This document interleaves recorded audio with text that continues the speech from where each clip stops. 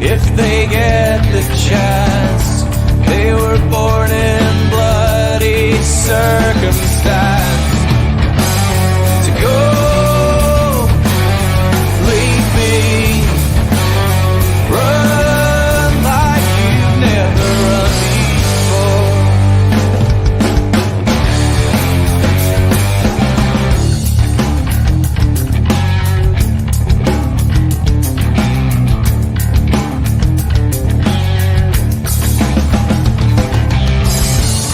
A voice from the underground, given room to breathe, not but be drowned.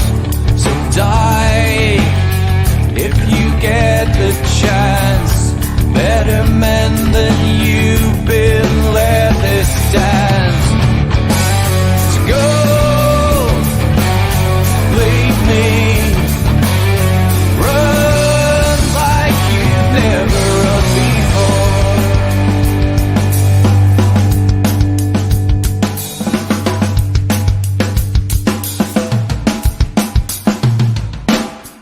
I have seen the worst, and there is nothing left for me to hate, so I can lay me down, my brothers, on the ground. I bled today until Coyote comes to raise me up and carries me away. To go, leave me, run like you never did. No, believe me, run like you've never run before.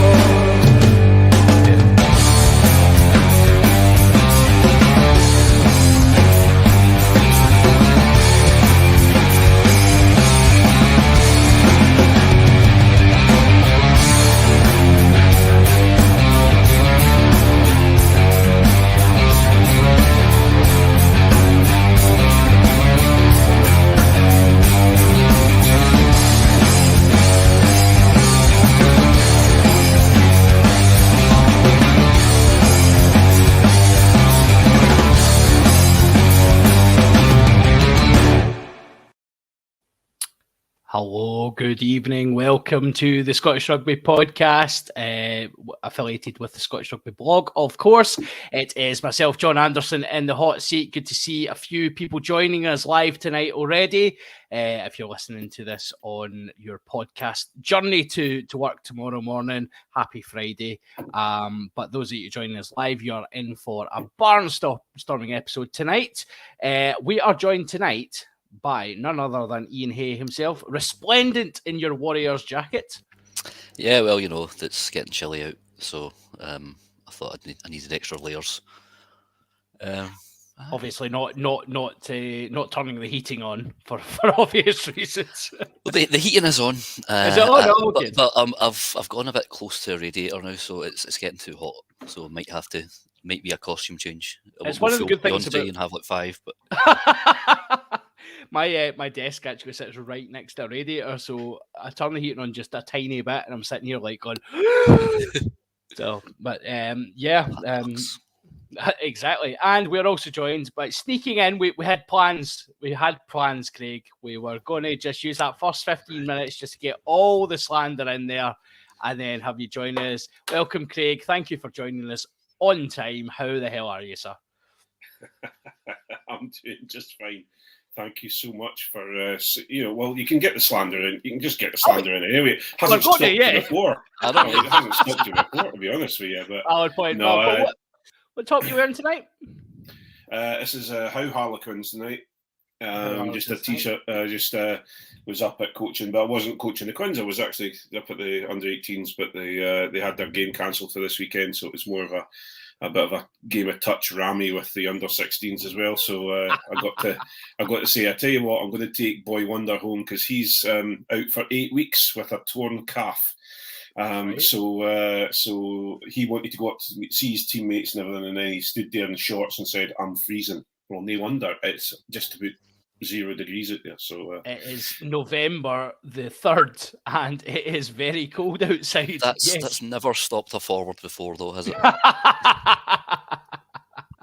To be fair, it hasn't stopped many rugby players over the years, but Craig's absolutely right. Sometimes, ambition outweighs talent when it comes to being cold. So I think you have to, really rein that in, especially if he's got an injury. So get him on the heat packs, and he'll be back fighting fit in no time, I'm sure. Well, he's got a boot on. He's not appreciating me calling him RoboCop.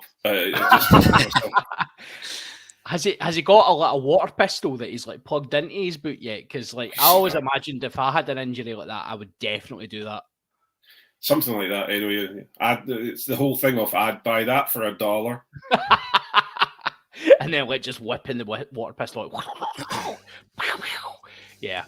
So those of you who are younger listeners will not be not aware of these references, but yes. We tend to go slightly niche on this podcast. But tonight we will be talking rugby. We'll be talking about the weekend's fixture, the dramatic Scotland-Australia fixture that has caused... do you know what? I thought Scottish rugby fans... I thought they cared. I genuinely did. I thought they actually cared. And then I saw the reaction online and I realised, do you know what? There was barely any interaction whatsoever. It was so quiet on social media this weekend. I think we're just so used to it now. It's like all of our disappointment has been outpoured previously. We're just dry husks of disappointment. So we'll cover that, and then we'll come to the team for the weekend, and we'll have a wee look at that as well. Obviously, if you're joining us, hello, welcome, good evening. Some of you may indeed be our Patreons. Yes, you pay for the privilege of this. That is magnificent. Thank you for your support. If you want to join our Patreon, head over to patreon.com/Scottish Rugby Podcast, where you can get exclusive content for £3 a month, including what I imagine might actually be a record-breaking Hands on the Ruck tonight. I've got a feeling tonight might break the record for swear words.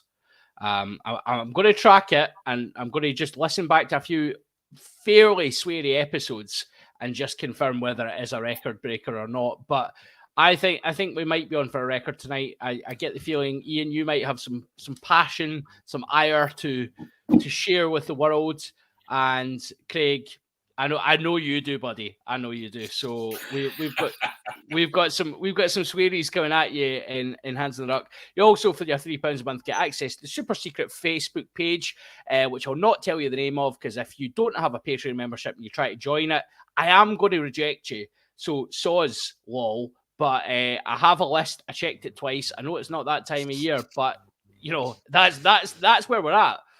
I mean, the Christmas movie channel started in September, John, so it is that time of year. Right, fair enough, right? We're all good then, right? Okay, so Santa Claus here is going to make sure you get your access to your Hugh Dans or not. If you are a Patreon, please check your messages if you haven't already. If you want access to the Facebook page, I've sent you a link, I've sent you a message.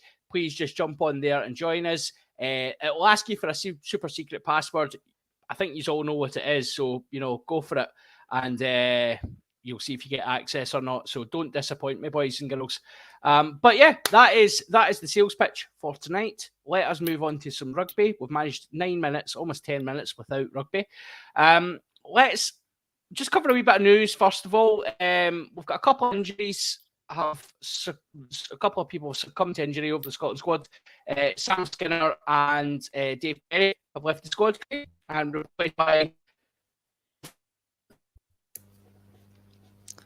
Is that him or is that Iain? Is that me? No, it's him again. It's him again. So Dave Cherry has been replaced by Fraser Brown. Yeah. Who's replaced Sam Skinner? It's Richie. No, who came in? Hodgson. Jamie Hodgson. So, but also, I was just laughing actually because I was thinking, you've got. We thought we had penalties. We thought our discipline was bad on the weekend. Bring on Fraser Brown. Come on, son, let's go. Show the boys exactly how to give away some penalties. Yeah, so he likes a good obstruction, a good line obstruction, and also a no arms tackle aiming at the shin. That's his two specialties. It's his unlockable moves. Yeah. John seems to be back. Is he? I don't know. We just need to chat amongst ourselves, Craig. We certainly will. I guess so the news, that's the two news. Sam Skinner didn't look too good. I don't know what exactly that was. Was that a concussion or was it an actual injury? No, I think it's a leg injury. I'd actually been looking it up. I'm sure John has all this stuff saved. That's why he was left in charge, but because he's not put in enough money in the meter, he's kind of screwed. But of course, I was messaging constantly down to him. Sorry, go in. Yeah. Well, Brown's not in the match day 23, but we'll just move on to the match day squad, will we? Shall we? Yeah, we may as well. Well, we could talk about Edinburgh's win at the weekend against Cardiff. That was quite magnificent. We'll look back on that later. Because I really feel that John should be involved in that kind of conversation. Yeah, I watched it earlier today. It was very professional away performance, we'll say. Well, it was quite a significant. For me, that's the sort of game we would usually lose. So it was quite a significant win for us, I think, and it gave the a lot of the guys who maybe get brought out and wheeled out when they don't have their Scottish internationals. They give them a real boost to say, actually, these guys are at the right level, if you know what I mean. So but I'm sure we'll talk about it later on once John's out of broadband jail. And we'll see what happens. But match day 23 for Scotland v Fiji. Exciting. Okay, so change at fullback as we expected. What with the Australia game being out the test window, Stuart Hogg, former captain Stuart Hogg, in at 15 for Ollie Smith, and I suppose it's the headline grabber. Adam Hastings is in for Kinghorn. Hastings was just off scoring a 50-metre drop goal for Gloucester and another win at the weekend. So, Craig, what do you think about Kinghorn dropping down to the bench at 22 and Hastings coming in? It's one of those things, isn't it, Iain? Obviously, everyone's expecting me to sit and go, it's a travesty, it's ridiculous, it's terrible, etc., etc., etc. I think... I'm sure we're going to go into the game itself further down the line, but I think the bottom line is Blair Kinghorn doesn't kick for Edinburgh, or kicks very rarely for Edinburgh. We were exposed on the weekend, although he played incredibly well, and I'm sure I'll go into that further down the line. But if we don't have any other kickers or anyone else that can step up to take clutch kicks, of course you're going to put Hastings in, because he is, he is a very, very good kicker as he stands. So, and has been kicking well for Gloucester. So it's disappointing for Blair, and I'm sure it is, and I'm sure he's getting a bit fed up of getting the opportunity and then getting slapped down again. But I think it's the right thing to do, and it would be really good to see Hastings get his chance. He's had 5 in a row. I mean, that's he's back. He's back to interject about Blair Kinghorn. Have you noticed this, Iain? He magically fixed his broadband for when Blair Kinghorn. I had to go around the house and turn everything off. I've got really good broadband. I will, as part of this podcast, I will put a screenshot of my broadband as it's meant to be.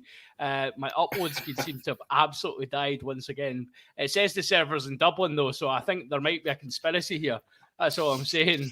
Kinghorn said 5 in a row, so you can't go saying, oh, he must be getting tired of getting slapped down. He's had 5 in a row. Townsend said, we're loving what he's doing at 10. I think, it's absolutely right. Hastings gets a run. And whether it's a reaction to the weekend or not, you have to have a goal kicker on the park. That's the kind of, you don't win test matches without a goal kicker. You might win against Fiji without a goal kicker, but you're not going to win big games. And that was evident at the weekend. We'll come on to that in due course. But I think Hastings, Don't get me wrong. I think Hastings has worked hard, gone away with his pointers in his wee book that Tooney gave him, and found some form. You mean? And found some form, would you believe? More on that later, I'm sure. But I think Hastings has been superb for Gloucester. Yeah. So he absolutely deserves his place. And I'll tell you one thing: the one person that's going to be I don't think he'll actually care, but actually the one person that the Scottish fans will be worrying about is the said Mr. Russell, because if Hastings comes in and plays an incredibly good game, then is Finn Russell needed, and that'll be the question. So I've just been on Twitter just prior to the podcast, and I only just came across the SRU's promo stuff for Fiji. And they're sharing the Adam Hastings try when Cats in the Rave was first unleashed in the world. Oh, those heady days, beautiful, beautiful times. But they're basically sharing it as Adam Hastings magic, right? And it's like more magic from Adam Hastings this weekend against Fiji. And like I've commented, and quite a few others have commented, going, "Are we maybe missing like one bit of the jigsaw here?" Because the magic actually happens before Hastings gets the ball, and he just finishes it. He finishes it very well, to be fair to him. But there's a wee bit of magic just prior to that, and it might be the person that you haven't got in the squad. You're missing out. You're just like all the other Scotland fans. Leave it alone. Just leave it alone. Let Adam Hastings get his due. Come on. Well, there's been lots on the internet this week that may or may not be true. So let's leave that there. But yeah, I've got my flight tickets and I'll be checking them. I'll be checking those twice as well. Apparently that's my new thing. But yeah, I'll see how well my connection holds up. Thanks for jumping in, guys. Yeah, I mean the 10 jersey was always going to be the headline, but it's interesting, isn't it, Ian, to look at the strength of that team. With the returning, some guys coming back, maybe a wee bit of rejigging of a few things, but ultimately that is a very strong Scotland team. And to put out almost first choice, let's call it that, against Fiji, does that speak to Townsend being under extreme pressure? I mean, what is really first? Do we know first choice at the moment with what the Tony Tombola? I think aside from 10, that's our first choice backline. Yes, yeah, with Redpath back, Cammy Redpath coming back obviously is a massive boost, and the form that Graham's in at the moment. Although of course him and Duhan saw very, very little of the ball on Saturday. Let's see if that improves this weekend, shall we? The only thing, I mean, in the loose, George Turner would be our number one hooker, but his arrows aren't great, to be honest.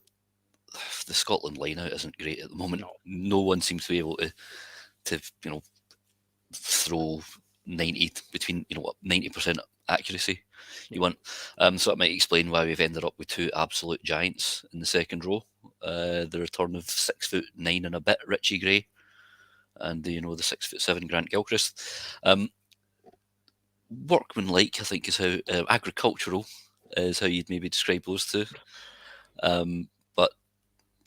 Obviously securing ball is such an important thing. We only made 80% of our lineouts on Saturday, and some at key times. So we'll see how that gets on. Who, for you, Craig? Who's in? So first of all, I confess I don't know. Does Scotland have a lineout coach? First of all, and if they do they do anything? Because the Scottish lineout seems to have regressed once again. We can comment on, there is skill parts of this. Like there's people's skill set is coming into it, but it seems like it can't be that. I don't want to say it can't be that hard, but other countries seem to get it okay and don't seem to have quite the issues that we do. Or am I being deeply negative, Craig? No, I think what you've got to really look at is the line out has always been a very, very strong part of the set piece for Scotland. line-out for example, Edinburgh has been very, very good and has started to slip. And I don't know about Glasgow. Glasgow can't throw for toffee, if I'm right, as well at the moment. So I think it's more the fact of I think it's more the fact that we're because the players that play aren't playing very well in the line outside of things. Then I think that's what's the knock on into Scotland. But that's what I thought it was. I was going to say I think your throwing coach is Scott Lawson. And then so your line out throwing and your specialist skills coach is Scott Lawson at the moment. So he'll be dealing with your line out throws, your line out throw ins. Obviously, you've got Grant Gilchrist, you've got Richie Gray, you've got Johnny Gray, Scott Cummings from the sidelines because I think he's injured, is he not again, with his toe, broken toe out for the so you've got you've got Sam Skinner, etc., who are all line out operators. So I don't actually, and some, for example, Ashman, Skinner, and Johnny Gray, who have obviously come from Exeter, who have a good line out as well. Or mind you, again, it's failing at the moment as well. So, God, I've gone right around the houses there, John, and given you a big load of words, but not actually an answer. For me, I think that currently the two Scotland teams aren't performing in the line-out as well as they should be for the people they have in the line-out, etc. So I think Ewan Ashman actually will be a very good addition if he comes on the park. I think if George Turner's not throwing them in very, very straight, then I think you'll probably see Ashman come on because Ashman's quite good in the loose as well at the moment. So we'll wait and see. Yeah, so Iain, I love a personal vendetta on this podcast, and I love to individually single out people for criticism because, I'm all about that life. Would you care to guess when Scott Lawson was appointed? Tuesday. Tuesday. I mean, it might have been a Tuesday. 2020. 2022. 2022. Yeah, June 2022, just in time for the summer tour, just in time for our darts to go absolutely down the Swanee. It's great that we're employing specialists. We just need to make sure it's not just the same old figures that get the job, and that they actually have the credentials for it. The Scottish line-out, I mean, what will be a recurring theme tonight, and what I'll probably will come on to, is when people have been given responsibility for jobs by coaching teams, by whoever, then it is imperative they actually execute that, and that's the players, the coaches, everyone that's involved in the setup, and you don't just get away with doing half your job. Let's put it that way. It's the Scottish line-out has been a shambles, and I take the point, guys, as well. Glasgow and Edinburgh have both started to struggle in that field as well. But so let's talk a wee bit more about Australia. I know Scottish Rugby podcast, but Australia. Iain, they've come north on the back of getting a lot of defeats. Their win record under Dave Rennie is not great. They put out a fairly, it was a fairly mixed side, as we said at the time. There was a bit of experience, lots of youth in there. What should we have beaten them, first of all, and secondary? What do you see this? Can this Australia team do anything this autumn that's going to? Are they going to beat other teams? Or are they going to be looking at a 1-5 and going, well, at least we beat Scotland? Should we have won? Yes. Some of the decision making at times was weird. Obviously, they're not taking the 3 points right in front of the sticks when we were already a try to the good. Was a bit mad. And as for Australia, I can't really. I mean, they've got guys like Rob Valentini. I think he's an excellent player, and obviously Hooper's good. Foley, you know, I mean, is he dropped out of the team for quite some time. I mean, he's not a particularly great player, is he? You know, I don't think he's the sort of 10 Australia need with those backs that they've got. You know, that centre partnership. You want a ball playing 10, and Foley's agricultural in his ball playing, let's put it that way. He's more of a kicking 10. Hunter Pasami is obviously, you know, an attacking threat more than anything. Corey Beattie wasn't he playing, was he? No, he was. No, he's doing a topping up his bank account in Japan, I think. Oh, nice. I can't really see them beating anyone else other than us, really. So riddle me this then, right, Craig? Here's a hypothetical for you. So clearly, what's going to happen here is Australia are going to then fire Dave Rennie before the World Cup because they're going to come away from the Northern Hemisphere. They're going to have a 20% winning record under them. They're going to fire Dave Rennie. Dave Rennie does have, of course, connections to Scotland. Can we get rid of Townsend before the World Cup? Yeah, we can get rid of him. I don't think I want Dave Rennie, to be honest with you. And just think, this is going to be in. You know, we'll talk about this in the Patreon, but you know, people need to get into the sea. Keep going on about Scott Robertson. Just settle down, folks. Settle down. So yeah, I don't know. The problem I have is that I think that we had an incredibly good team, even though we didn't have all the English and French players.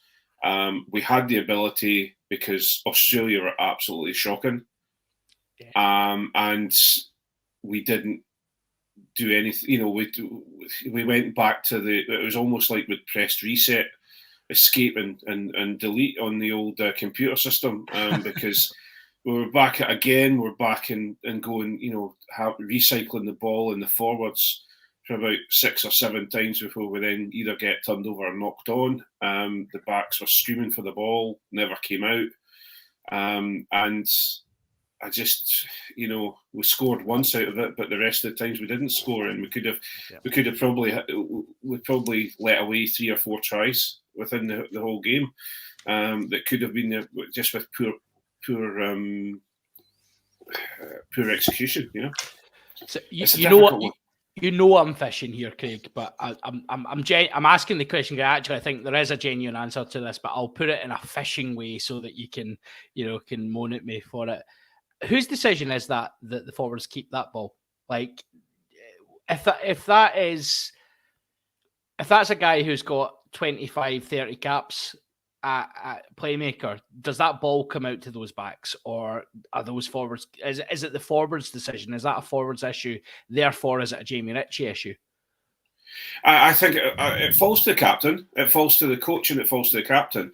It also falls to the 9 because the 9's you know, okay, you're going to have your 10 making your decisions, but I'm sure you're not telling me that any 10 worth of salt isn't wanting that ball out of the ruck, you know, 2 meters from the try line.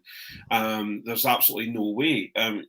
It needs to be, and I think this is the issue, is that I think our coaching staff think our forwards are better than they are when it comes to rumbling the ball over and going down. You know, what our forwards are not Exeter Chiefs, mind you.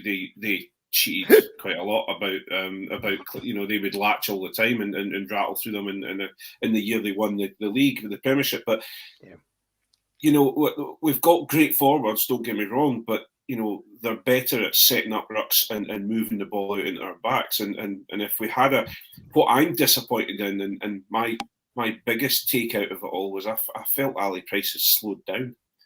And if he was back to his old quick ways prior to going on tour with the Lions, I think that ball would have been out a lot quicker. Yeah, I think the Ali Price one's an interesting one. Sorry, I just seen George Horn's name pop up there as well.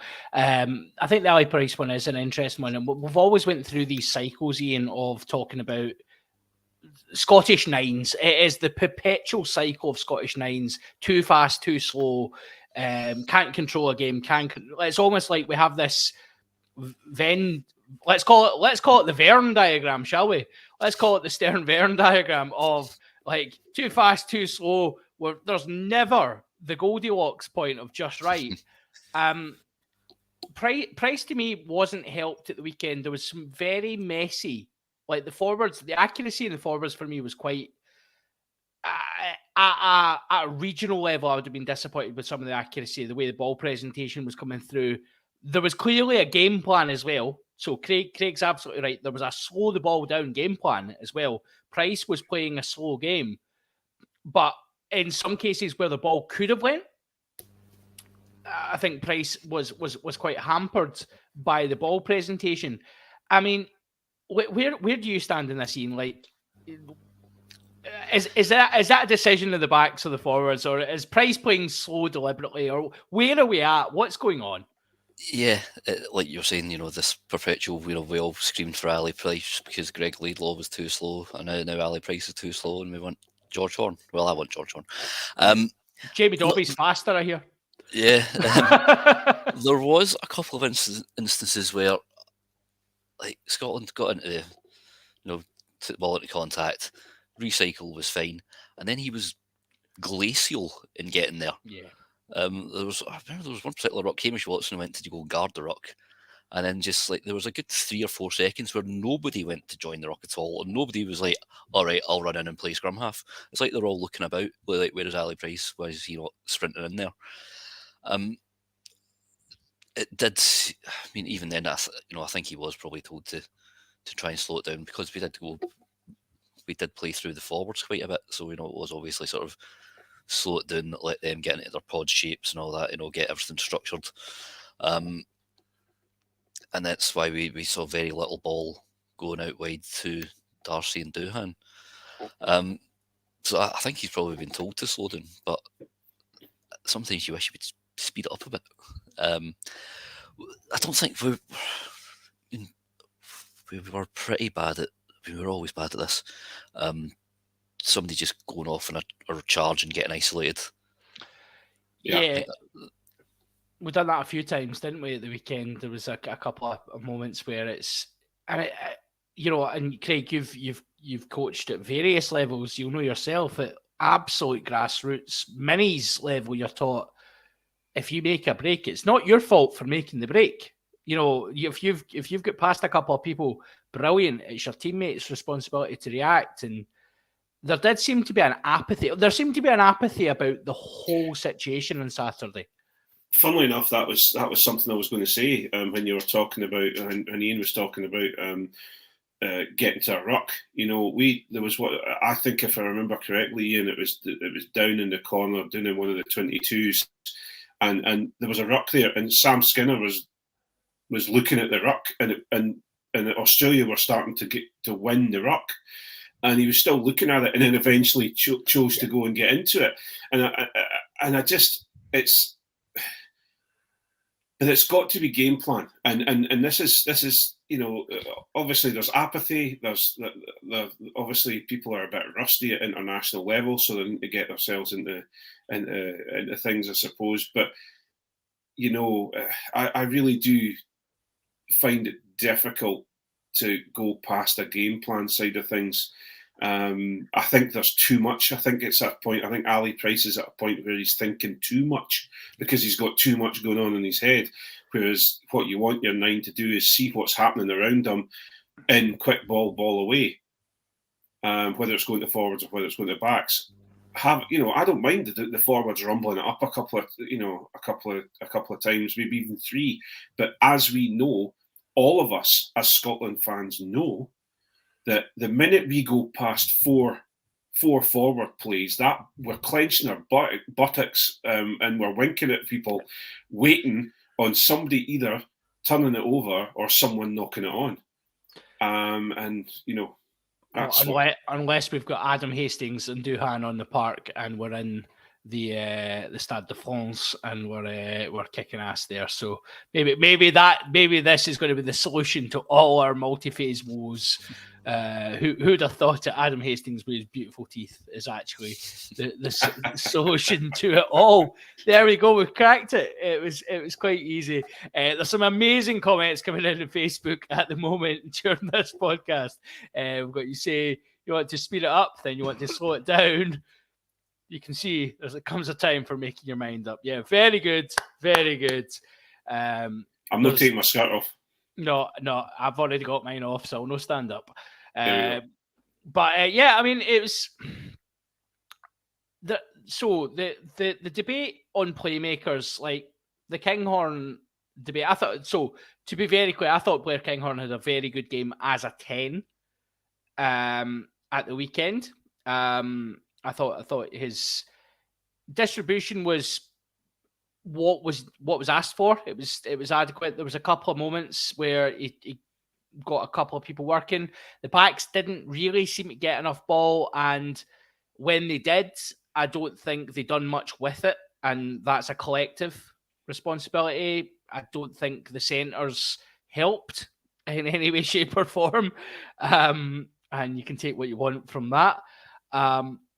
But ultimately, Iain, I think, again, you're looking at that and you're thinking, well, right, so going to a World Cup, let's say that's a second choice backline for Scotland, minus the Darcy Graham, Doohan on the wings. That's a backline you put out in the dead rubber that you've got in a World Cup that we should, in theory, be not needing to worry too much about. Is this as bad as, like, think about? I was watching a 2011 World Cup game. It was the Romania one where we scraped a win at the last. Is that backline, like the way they played? It reminded me of that. Am I being really unfair, or is that what we saw at the weekend? Maybe a little bit unfair, but because it's obviously much harder, tougher opposition than Romania, with all due respect to Romania. But nothing seemed to work, and I've still no idea what this 2 plot out 12 thing's all about. One thing I actually thought of from the weekend was we didn't kick very often.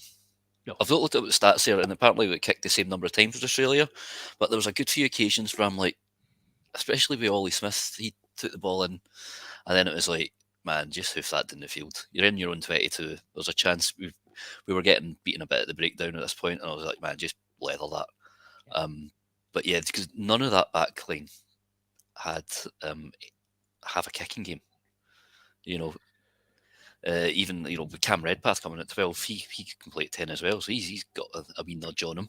It's a definite change this weekend. Like there's ball players that can kick the ball now in this weekend. Yeah, and I was thinking, like, with Australia being, it's not their. Is it their first choice lineup now? Well, it wouldn't have been. No, it wasn't. It wasn't a first choice team. Yeah, just and quite inexperienced. Put the pressure on them, pin them back, get them turned. Let's see what they can do from all the way back. Especially with someone like Foley, quite prone to shanking it out. Loves a shank, loves a drop ball as well, just old Bernard. So, Craig, I'll come on to you. For the last bit I want to talk about the game, right? Obviously, the result was disappointing. Had the opportunity to win it at the end, and nobody's. We'll maybe touch on that in a wee sec, actually, before we finish up on this. But I wanted to talk to you about the impact of the bench. Obviously, the headline coming off the bench, Jack Dempsey. That to me wasn't a bench that was utilised correctly, and that's my personal view. But I want to kind of come to you, and you can talk me through what did the bench have an impact, or could we have done more with it? Bench had no impact whatsoever. Didn't change the game at all, and and this is where I laugh, and we have a joke. You and I have a joke and a laugh about the aged Australian coming on to play for Scotland. But I've seen Jack Dempsey play for Glasgow, and no matter how much I complain and moan about him, he plays incredibly well for Glasgow. He wasn't brought on. I don't think he was brought on Well, no, he was brought on fairly quick because he came on with the props, the prop change, if I remember correctly. Yeah, it's about 60 minutes. He had 20 minutes. Didn't really, for me, I don't think he made the difference that everyone thought he was going to. I think, but I know where you're going, and I'm about to say something here, and you'll be amazed, but if we have a kicker who has kicked well for his club on the bench, why is he not getting to? Because no disrespect to Blair, because I'm you know me and Blair and the drinking the Kool-Aid and everything like that. And I want to go back to Blair in a second. Yep. But for me, if this was any other game, Ross Thompson would have been on at that time, because you're going to play and you're going to cap your players that are on the bench, even if it's 5 minutes at the end. Usually, that happens. The issue you have is, I've seen it with George Horn, throwing the ball up in the air and waiting to come on and never getting on the pitch, and Ross Thompson wasn't given the opportunity to come on, and whether he gets that or he doesn't get it, I think the odds are more in his favour, to get the kick, considering Blair doesn't kick for his club. Yeah. So, but I just, for me, I think the Sam Skinner going off kind of started going off early, started the rot and using how, kind of threw them off how they were going to bring on their subs, etc. I don't know. No disrespect to Glenn Young, but he's a massive step down from Sam Skinner, and he's a young, or is he a young boy? I hear he's not actually that young a boy, is he? Is he 20? No, he's 26. 26? 26, okay. 27. Yeah. So, I mean, decent experienced boy, but, the drop-off from someone of Sam Skinner's caliber down to Glenn Young, it was noticeable. And obviously, we don't need to go into, maybe come in and hands and ruck into the decision-making around Young and his yellow card and what have you. But the bench for me, wasn't well utilised. And even, I guess it's nothing ventured, nothing gained, isn't it? That you could throw a percentage kicker, and there was two of them on the bench, as Craig, you've alluded to. There was two of them. One of them's kicking very well. One of them's very informed for his club, if we want to use the Townsend barometer of getting picked.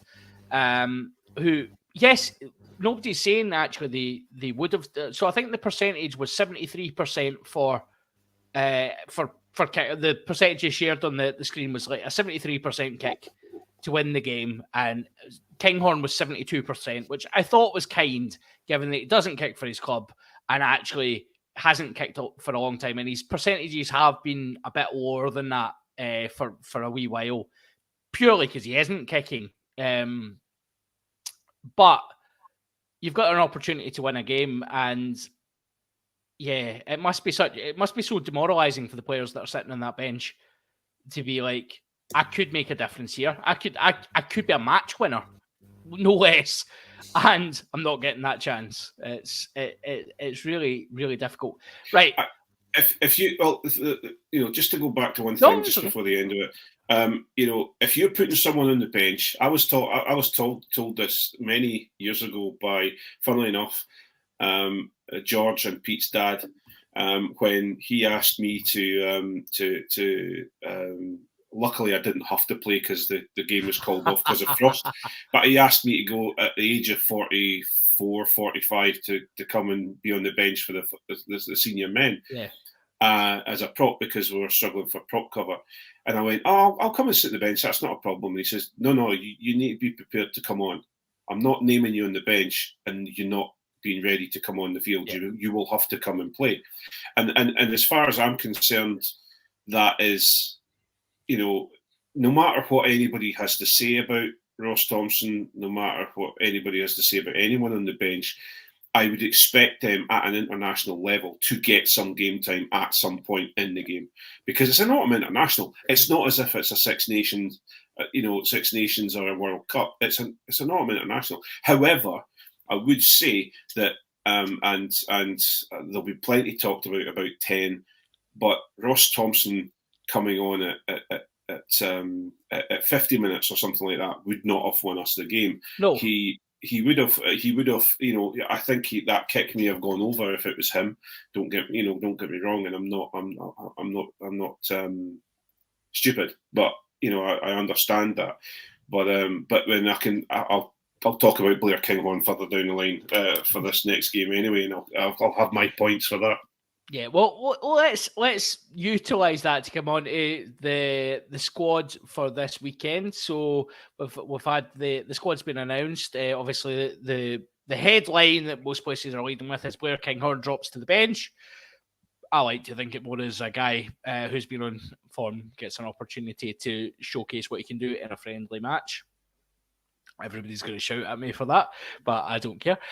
So we've got some of the big hitters back. Stuart Hogg's returned. Ollie Smith's dropped out for him. There was calls for Ollie Smith to keep the shirt. I think that was just people being a bit nasty. To be fair, Ollie Smith was decent and scored a decent try, but certainly we've talked, Craig, about the consideration you would have had with Ollie Smith if had he butchered that try scoring opportunity that he got. There would have been words had. So you've got Hogs come back in at 15. Same back two. You've got Darcy and Doohan. New centre partnership in Cam Redpath and Chris Harris, which I would argue is first choice. Adam Hastings at 10, Ali Price at 9. And I'm now going to have to go and look at my list for the forwards. Sorry, guys. So in the forwards, you've got Schumann, Turner, Fagerson, Gilco, Richie Gray, Richie Watson, Matt Fagerson. Yeah, spot on. So that's your starting 15. So a couple of changes. It's not wholesale, but there's a couple of really key leadership positions have changed, and particularly 10 and 12. Craig, I know you're desperate to have your say on this, but what's your view on the team they've put out? You could very much take that specific team onto a World Cup game and have a decent result. And I want everyone to understand this. And those that have talked with me and thought that I'm Blair Kinghorn or bust, whether it's Finn, whether it's Adam Hastings, Blair Kinghorn is in his right position right now for this game coming up. Blair Kinghorn is an excellent 10 for his club, and I'm not taking it. He has played very, very well for Scotland. He's getting into it, and he's starting to work well as a 10 for Scotland. But he is there to give a second style of 10 when needed. He can cover wing, he can cover fullback if needed. But if you want to come in and change the game, if the team that you're playing is contact heavy, you're going to use Finn to try and get the ball at Finn, or Adam Hastings to get the ball kicked over behind them, get them round, get flat passes to players, etc. If the team that you're going up against are a bit tackle shy and can give you some holes, etc., then that's where you've got Blair Kinghorn, who can take on those soft shoulders and can burst through. So, there's this whole thing of Finn Russell's the best, he should play all the time. Adam Hastings is the best, he should play all the time. Blair Kinghorn's the best, he should play all the time. Is just the usual guff. You need to use your players as a group. And I think Kinghorn, right at this moment in time, is in the right place. He's on the bench, ready to come on to make a difference. And that's where we have that, that's what we need. I'd completely agree, Craig. I think this team looks like a very, very the bench is interesting. You've got Ewan Ashman, Rory Sutherland, Murphy Walker, probably in there, but give Nell the weekend off. I suppose he's not a spring chicken, so it'd be nice to get the wee weekend off for him. But Murphy deserves his chance. Yeah, absolutely. Johnny Gray returning. It's great to see a player coming back into the setup, obviously having been away in Exeter, coming back into the setup and not coming straight into the team, although there was plenty of arguments he should have. Johnny Gray, we know what Johnny Gray can bring, so, impact off the bench up be great. Jack Dempsey getting another shot. I expect to see a lot more from Jack Dempsey. I think the occasion last weekend was so... I think there was rumours that he wouldn't get his cap against Australia and they would defer it to this week. And I think that would have been the right call because the occasion was so strange, seeing him lying there. And, it was kind of set up to fail in a lot of ways, particularly after the game, and maybe we'll come on to that in Hands of the Ruck, but, talking to his old teammates and smiling and joking. And you know what Scottish rugby fans are like. If you crack a joke or smile, hell, Menjay, we don't down with that sort of thing. This is a very serious game, and we have laws, not rules. Laws, not rules, aye. Down with you, foreigners. And then we've got Ben White, Blair Kinghorn, and Seal Tuipulotu. Now, the thing with Tuipulotu, he does cover 12-13. Do I think he's the best person for that position? No, I think Mark Bennett would be a better choice there straight away. There's probably other 12-13s we could think about. But that bench, Ben White, Blair Kinghorn, Tuipulotu covers all your back positions. There's no reshuffling required in the 15, which is a great position to be in. So I think that is your point, Craig. You could go to a World Cup game with that, and I would be happy with that as a team. Like against anyone, actually, I'd be pretty comfortable. Aside from the 10 position, I'd probably still want the name and the 10 shirt slightly changed, but that's okay because Aaron Hastings will do a fine job at the weekend. Iain, I'll come to you. What's your views on the team? How do you feel about it? Are you excited about this team? I'm very excited to see Cam Redpath back. Yeah. Obviously. Harris, he's all about. He's more the defensive linchpin, but if he gets a head of steam on him, he's quite difficult to stop. It's all just going to depend on what Hastings can do to get Graham and Van der Merwe more involved. Well, not just him, everyone sort of from 10 onwards. Even sort of kick chase wise, because we know how Duhan frightened the life out of South Africa with his kick chase. Didn't even throw any of that in against Australia. I think there was one where he blocked out the sun and an Australian dropped it. So yeah, I am quite excited. Obviously, Fiji, we expect to beat them nowadays. Yeah, I think we should have enough to beat them. But then going forward, there are bigger fish to fry. So this is really a chance, I think, especially for Redpath. This is a chance to cement that 12 jersey because obviously he's been out injured for the best part of 2 years. So quite excited, but I excited but not optimistic because optimism never ends well. Never ends well. I think Redpath doesn't have to do much to keep the jersey actually, and that to me is really strange. Like the guy's got the best debut in history, and has become over the last 2 years has become mythical in his talents.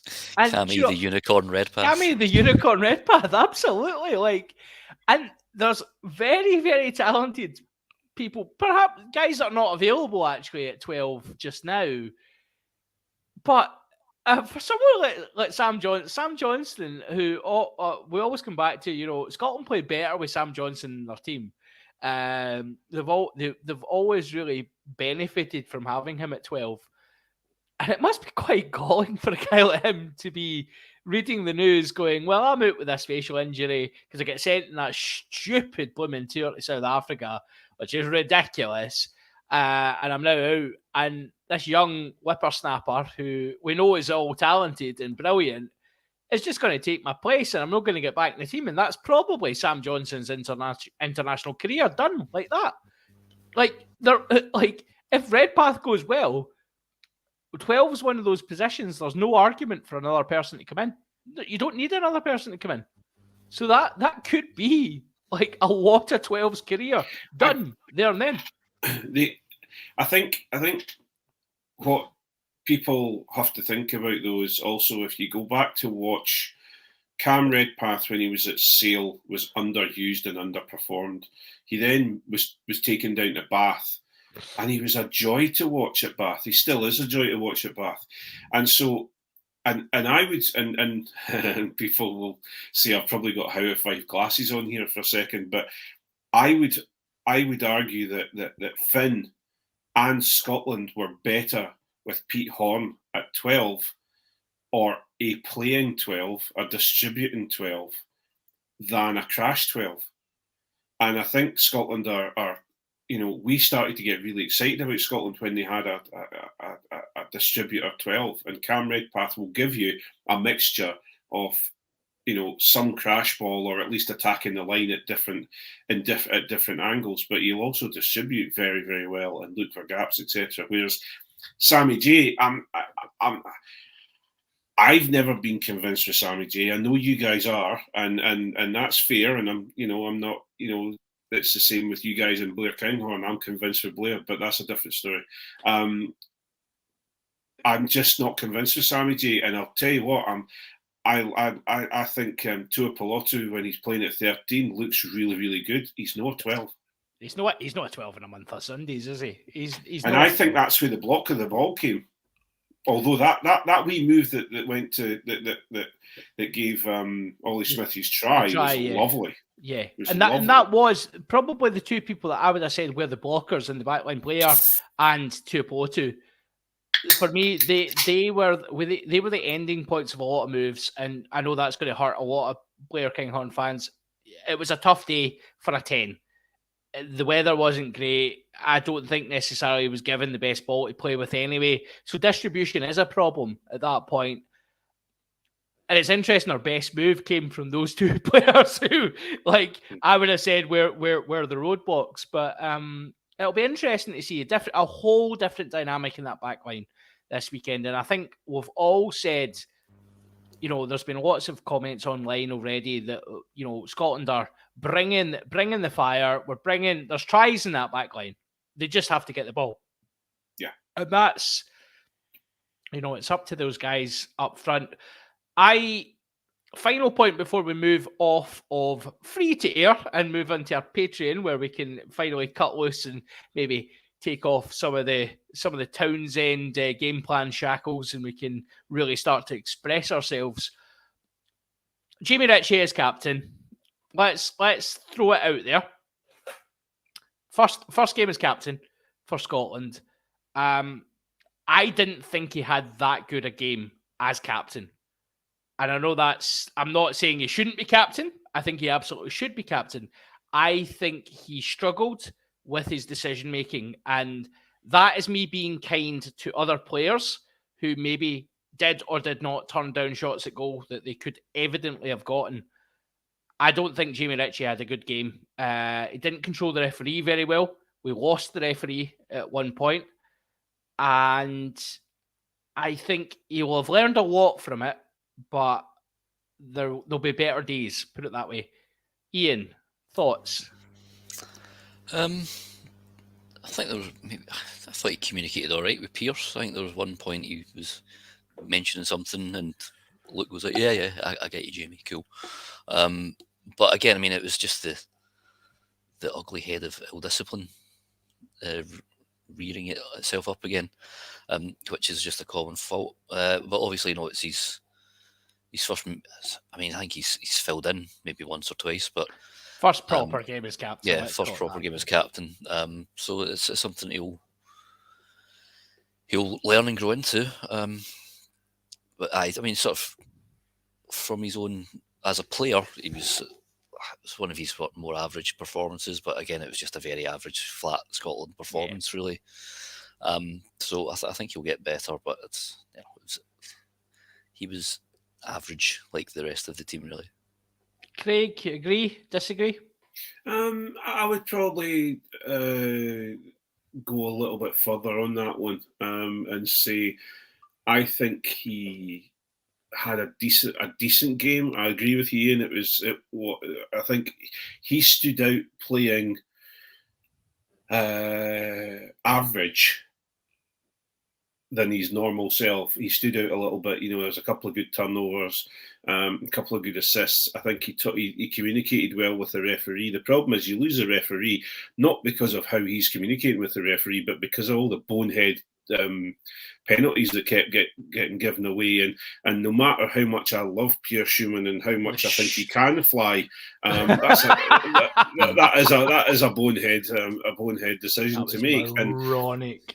But you know, then Sam Skinner steps through a ruck and picks a ball up as well, and stuff like that. They're coach killers, you know. So I think if when you're giving away that many penalties, you've lost the referee anyway. So you know you've got to try and rein it back in again. But we say lost that many penalties. Australia conceded more than us. Oh yeah. That's fine. We've lost the referee, but Australia have conceded more penalties. There is a question to be asked there. Yeah, there is. And you know, I just think decision making wise, like you can't ever mitigate for individual nonsense. Like the touch finding kick with Ollie Smith and various players just standing and looking at each other. Yeah. Was it Duhan? Yeah. Standing looking at each other. You take it, I'll take it, you take it. No, you take it. Oh, nobody took it. Like that is absolutely criminal behaviour. Criminal. Yeah. That's just a team coming together though. That's okay, fair enough. Duhan's not played with Ollie Smith but very much, I don't think so.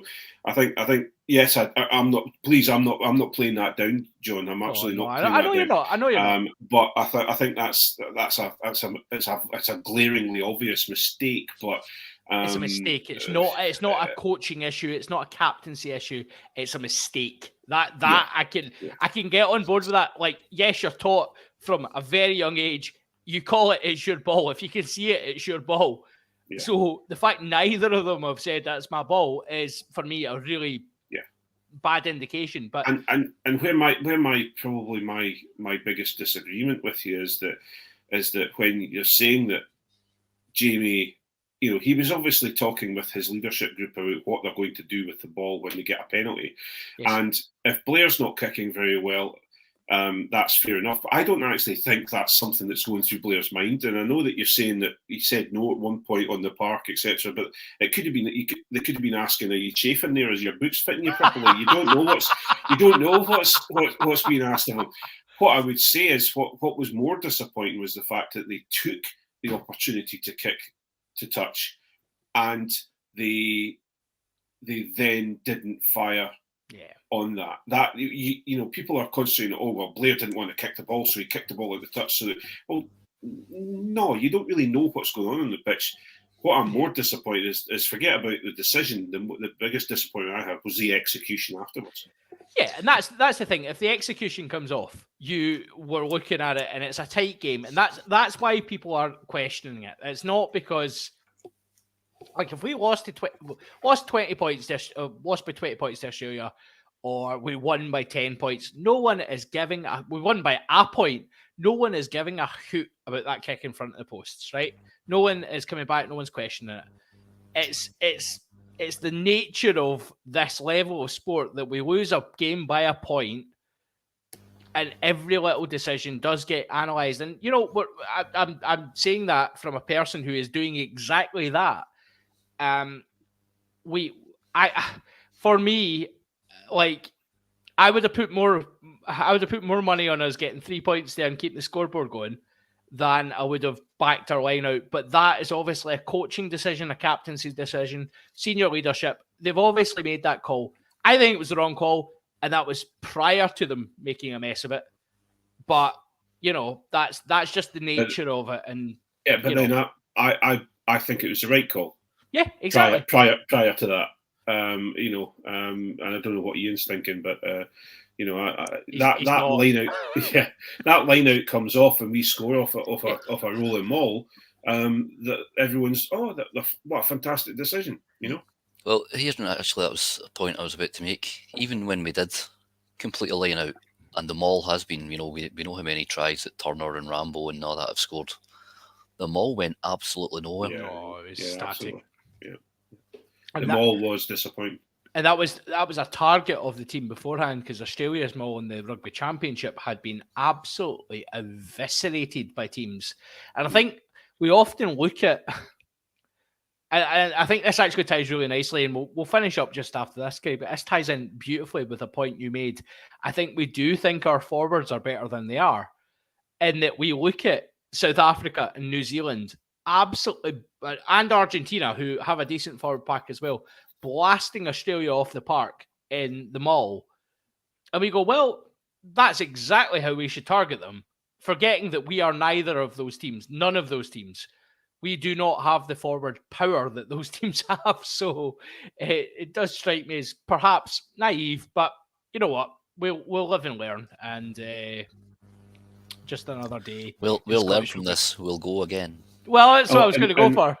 And just a little comment. I see that Hamish Allen is asking about should Callum Hunter-Hill be Absolutely in the mix, not. given his form for Sarries.